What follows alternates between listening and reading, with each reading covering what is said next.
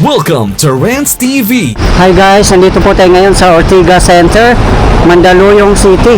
Please samahan niyo po ako mag-update dito sa kabubukas lang po ng SM Mega Mall Busway and Footbridge.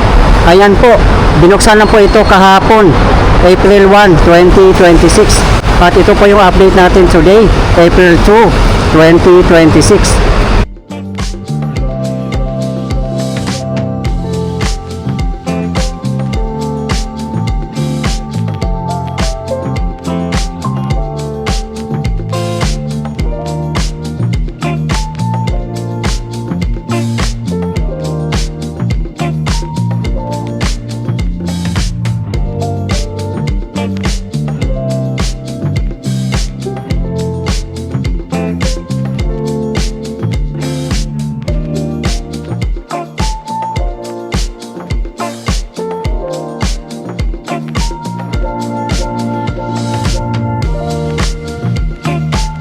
Po talaga mismo nakalink sa loob ng SM Mega Mall. Ayan po, lalabas pa po kayo. Kung maulan, mababasa po kayo.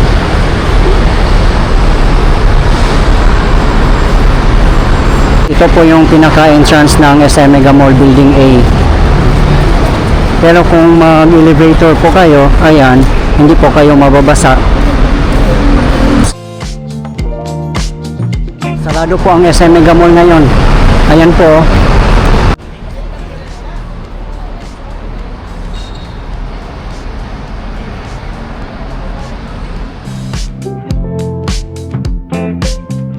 Ang ganda po ng roofings niya, oh. Glass.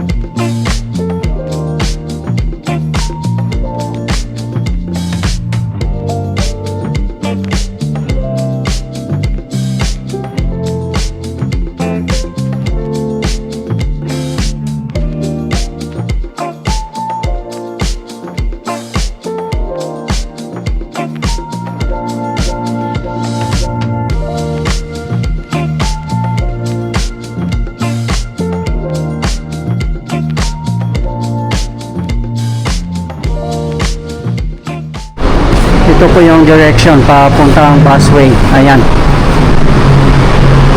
Titingnan po natin dito, guys. Dito na side naman, wala pa pong mga glass panels na kalagay sa may gilid. Siguro mababasa din dito sa loob pag malalakas ang ulan talaga, lalo pag mahangin.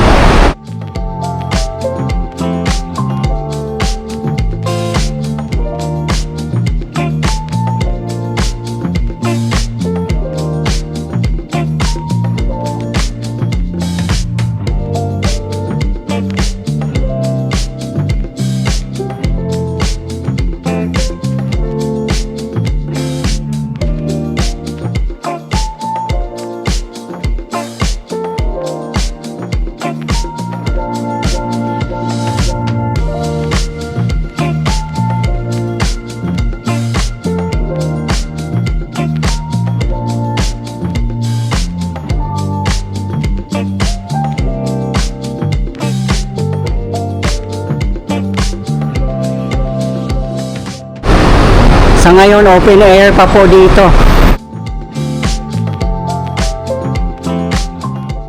Ayan guys, oh, may malaking hukay po dyan. But hindi pa po natin alam kung anong project po yan.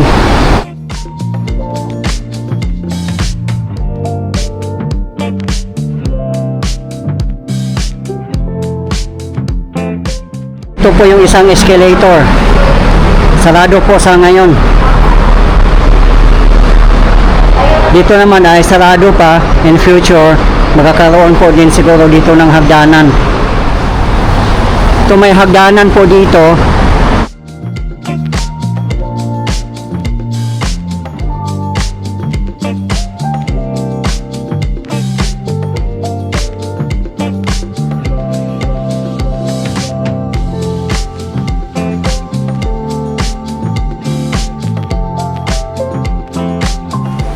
May elevator po dito. Ayan, hindi pa lang po siya working sa ngayon.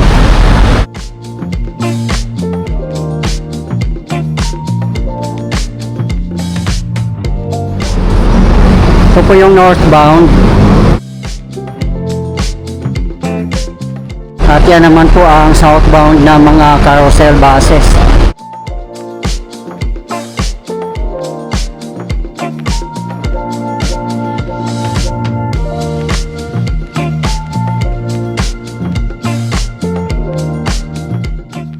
Sa mga nagtatanong po ng mga pintuan ng mga buses, karamihan po ay nasa right side po. Yung iba namang mga pintuan, left and right. Pero mas maganda guys, no, nasa left side po ang kanilang mga pintuan para safe at convenient po para sa mga passengers.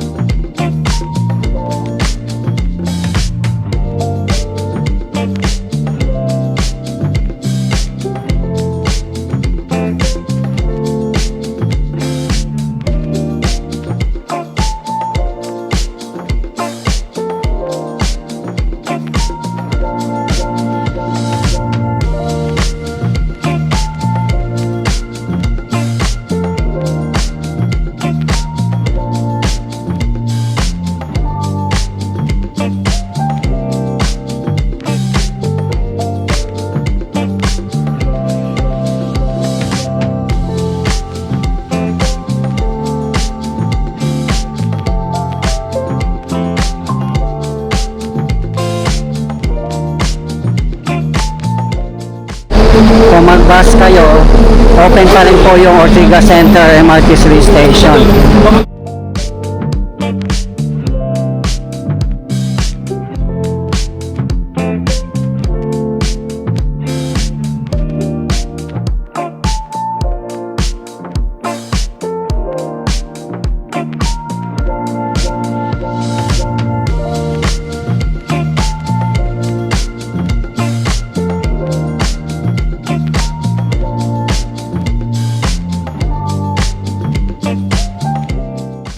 Ito po yung existing busway station. Napakakipot nga po niya. Siguro i-rehabilitate pa po ito.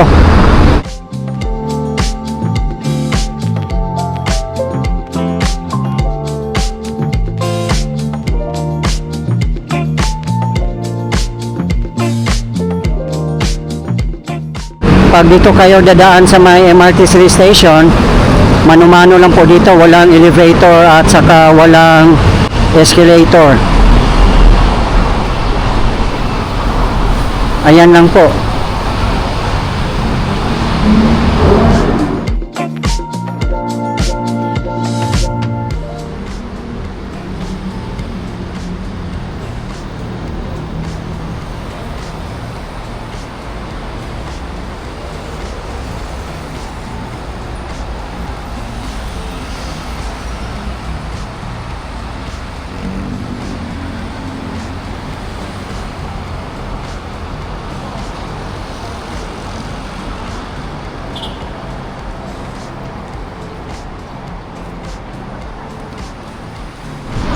Ang SM Mega Mall Busway Station and Footbridge ay project po ng SM Soccer Malls in partnership with City of Mandaluyong, MMDA, DPWH, and DOTR. Meron din pong free wifi dito, pati sa mga MRT3 stations natin. Diba guys, sobrang nakakatawa po at napakalaking tulong po sa ating lahat. Handog ng Bagong Pilipinas, DICT, and Department of Transportation.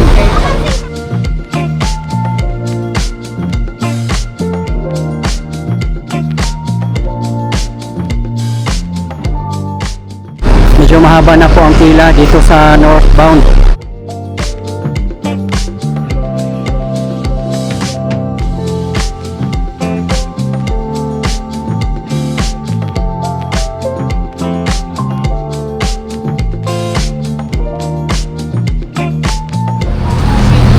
Sa ngayon po, hindi pa nagagawa yung footbridge dito sa may southbound.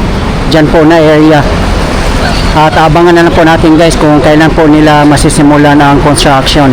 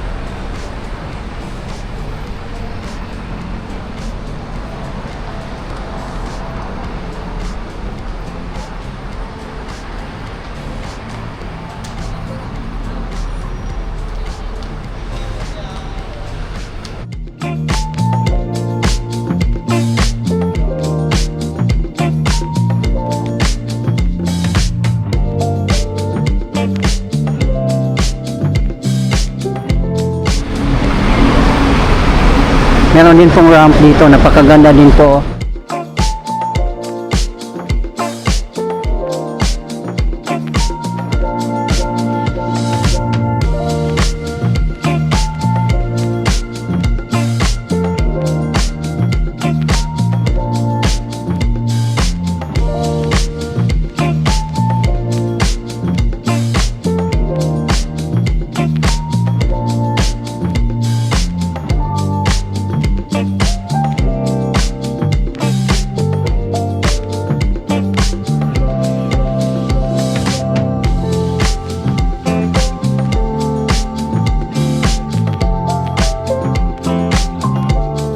Dito po tingin sa Ortigas Footbridge. Ayan po sa tapat natin ang National Shrine of Mary Queen of Peace. Sa harapan na po yan mismo ng Robinson's Galleria.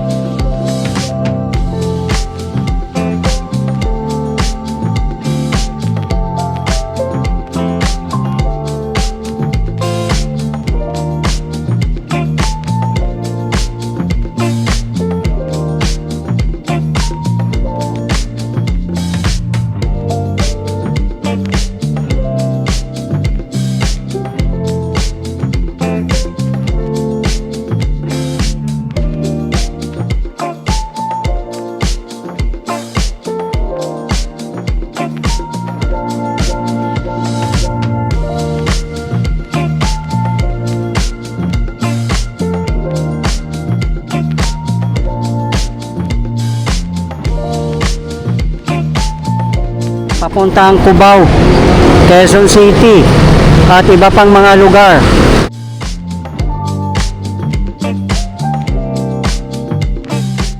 Ayan naman po ang DMW or Department of Migrant Workers.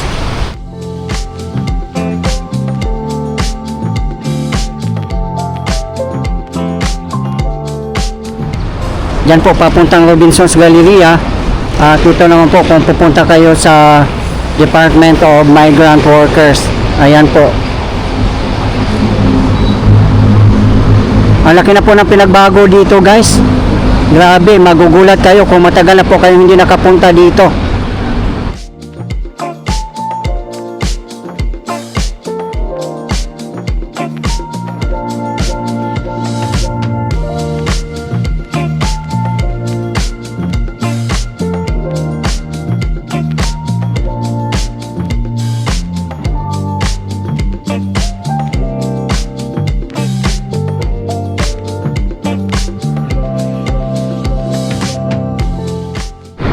Ito yung papuntang Makati City, Pasay City, papuntang South.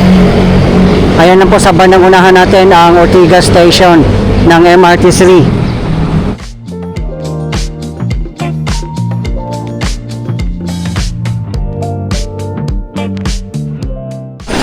Wala pong operation ang MRT3 ngayon.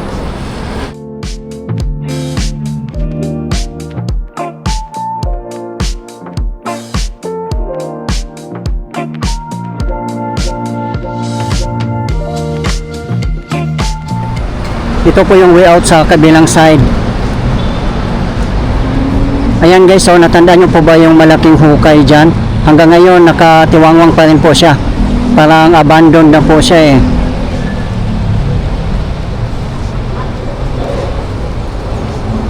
Ayun lang po sa bandang unahan ang Green Hills San Juan.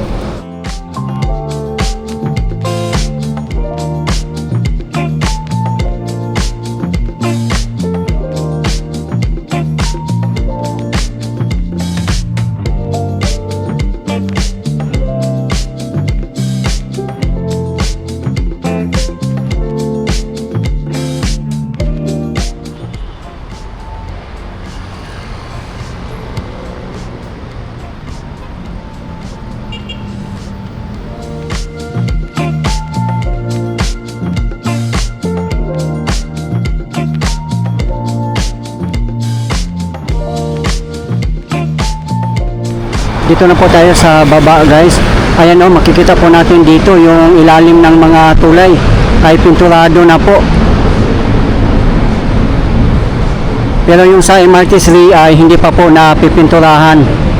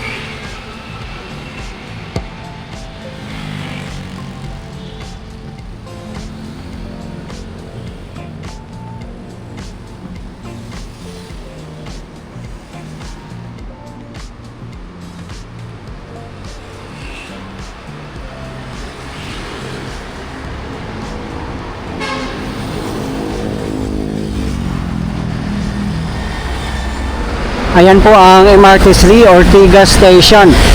Sa ngayon po ay hindi pa po siya nare-rehabilitate.